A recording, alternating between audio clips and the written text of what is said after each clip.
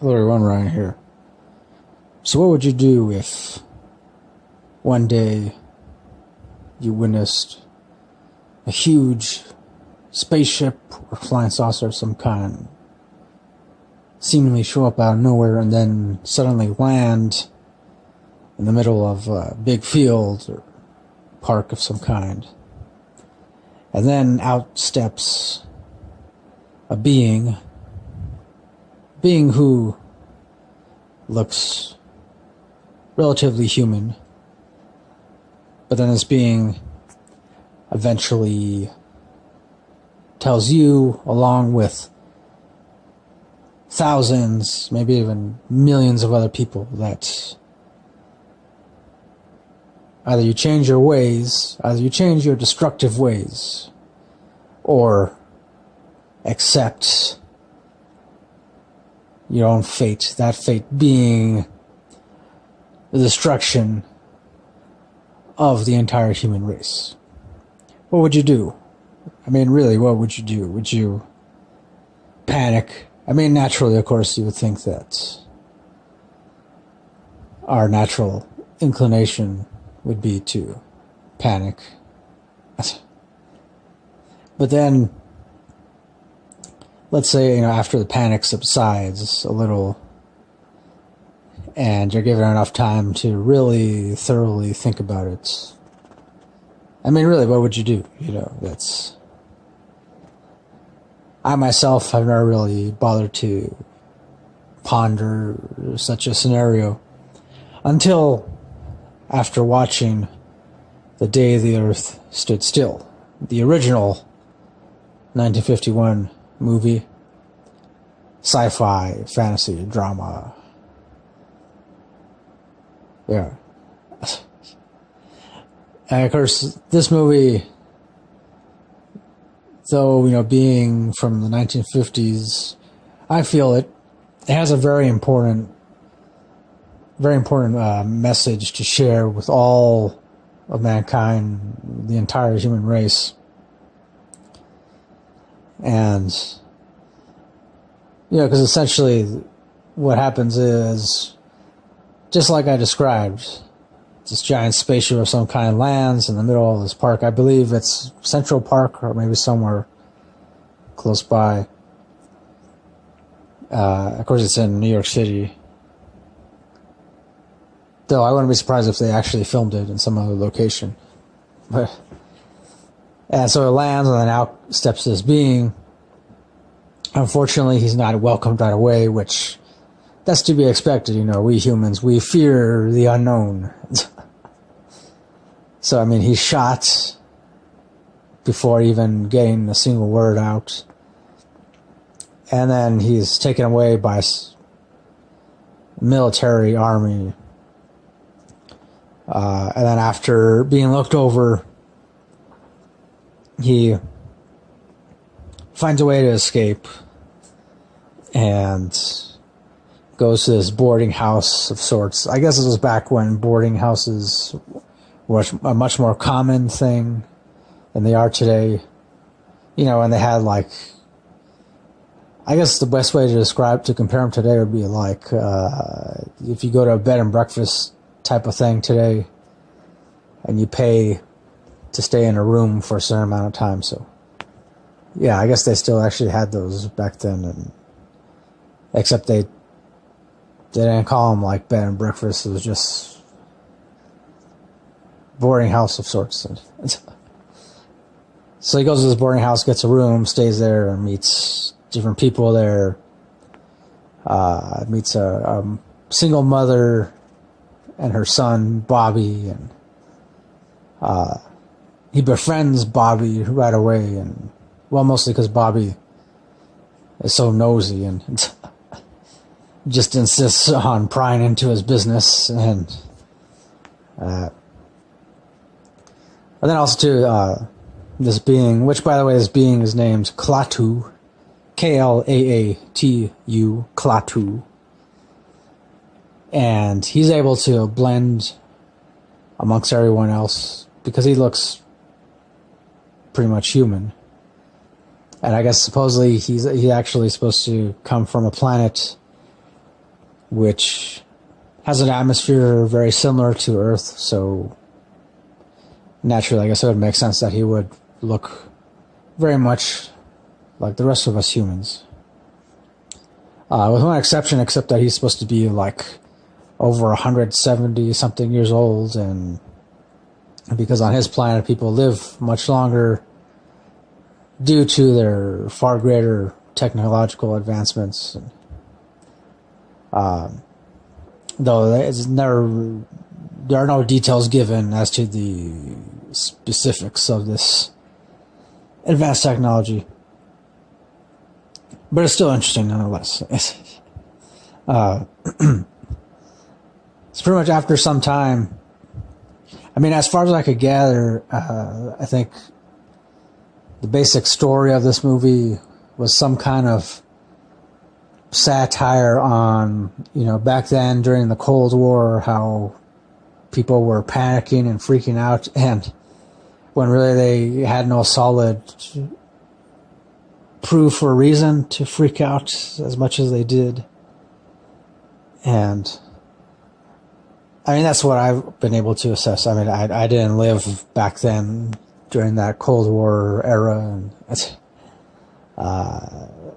I mean, I'm glad I didn't, but at the same time, I guess similar to, I would say, how when today, when there's the whole threat of terrorism, when you hear large groups of people talking about, we gotta be afraid of the terrorists, they're gonna come, they're gonna kill us, or when people talk about, immigrants coming, the immigrants are gonna come, the illegals, and they take all our jobs, and which of course they're taking the jobs that nobody really wants to do, but still people are still freaking out and panicking, and that's what I would equate, the scenario in this movie to. And that's why I say, I believe it's like some kind of satire, some kind of commentary, more than anything else, on, the fact that back then during the Cold War era, people were panicking a lot, and it really did nothing to help. It didn't help anything. Just like with anything else, you panic over something that is out of your control, you're not going to help anything. So, and I believe there's a lot of merit in that. I believe it holds true, no matter what era you happen to live in. So, I definitely like that part of the story. I will say there's other parts where I felt were kind of flat, and more so because I believe they didn't, I don't know, I guess it seemed like the director or maybe the writer or whoever didn't know exactly how else to, I guess, allow the story to unfold or something. For me, I would say the ending is the best part. The end is the absolute best part, because Klaatu, he eventually speaks in front of this huge group of people, which I want to say they're associated with the UN in some kind of way, or majority of them are diplomats of some kind, representatives of different countries.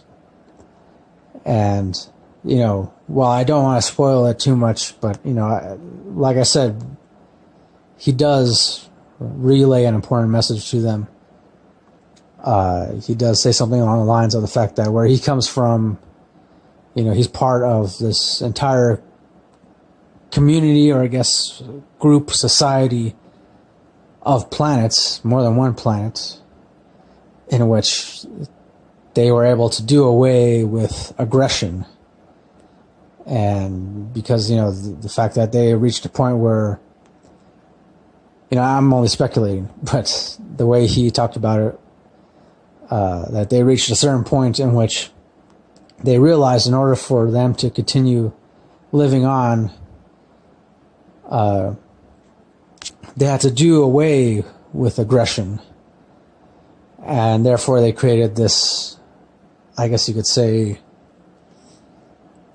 pretty much like a race of these enforcers, which are like these organic, robotic things.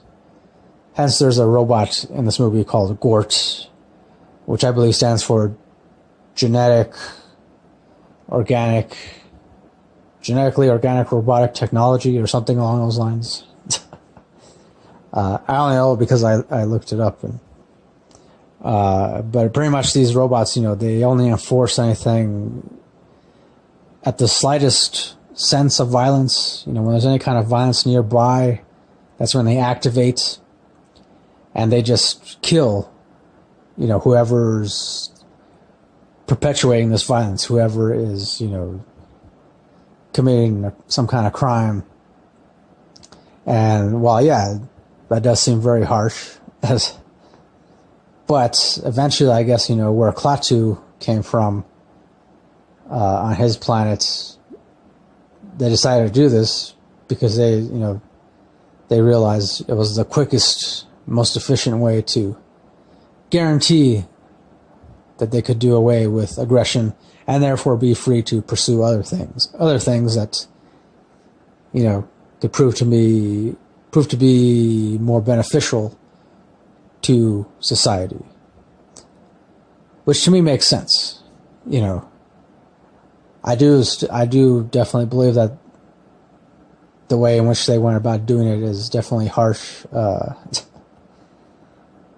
But, it makes sense. And I guess, and, essentially towards the end, he kind of proposed that, the human race should do something similar. But he doesn't really go into any details, really. And then he just kind of says, that, we will await your answer, And then eventually gets in the spaceship, back in the spaceship, flies away. And that's pretty much the end of the movie. So, which, I don't know if, I felt like maybe they could have delved a little bit further into that, but, it was the 50s, and, I wouldn't be surprised if they probably felt like nobody was really going to pay attention to that movie to begin with. But yeah, it's definitely, I feel like, again, definitely has a very important message to share with everybody. Unfortunately, I do feel like, not everybody today, people aren't going to want to see this kind of movie. Hell, I don't even think people really liked the remake. There was that remake that starred Keanu Reeves as Klaatu, and I know a lot of people hated that, but I really liked that. I liked the remake. The remake itself, while it has a slightly different kind of message to share with the human race, it's still basically the same message. And, but I guess, when it comes to human beings, like, for most of us, I guess, like, we don't like being told that we're wrong. We don't like being told that we don't like being told that we gotta learn to get along with each other. That's what I've noticed, over the years. That's what I've noticed. When we're all growing up, when we're all little kids, we're told, to play nice and be kind to people. But then really that's not the foundation of society. And, to me, I don't like that. I've never liked that, By the time, you reach adulthood, or even prior to that, but certainly by the time most of us reach adulthood, then we realize, nobody's playing nice. Nobody's playing fair. Nobody's being kind, for the most part.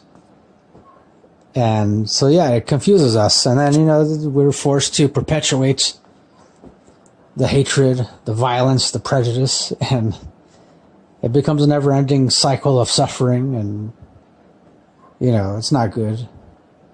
Not good. Well, that's how I feel. If you're wondering how I could take so much from one movie, I don't know. It's just probably has a lot to do with the fact that I tend to analyze as thoroughly as possible most of the time. I don't know. I guess, that's how I am, Probably also comes from the fact that I read a lot, so read a lot and watch a lot of movies. I just like to analyze everything that I tend to absorb, so yeah. So I mean, I'm sorry that this is so long, but as far as the rating goes just for this movie, I'm going to give it a solid 9 out of 10, so yeah. It's definitely worth watching, especially if you haven't seen it yet. You know, definitely check it out if you can, whenever you can, so. And recommend it to other people, so yeah. Once again, I give it a 9 out of 10, so that'll do it for my review of The Day the Earth Stood Still. So thanks for watching this, and as always, until next time, don't forget, keep it real, keep on rocking, and peace.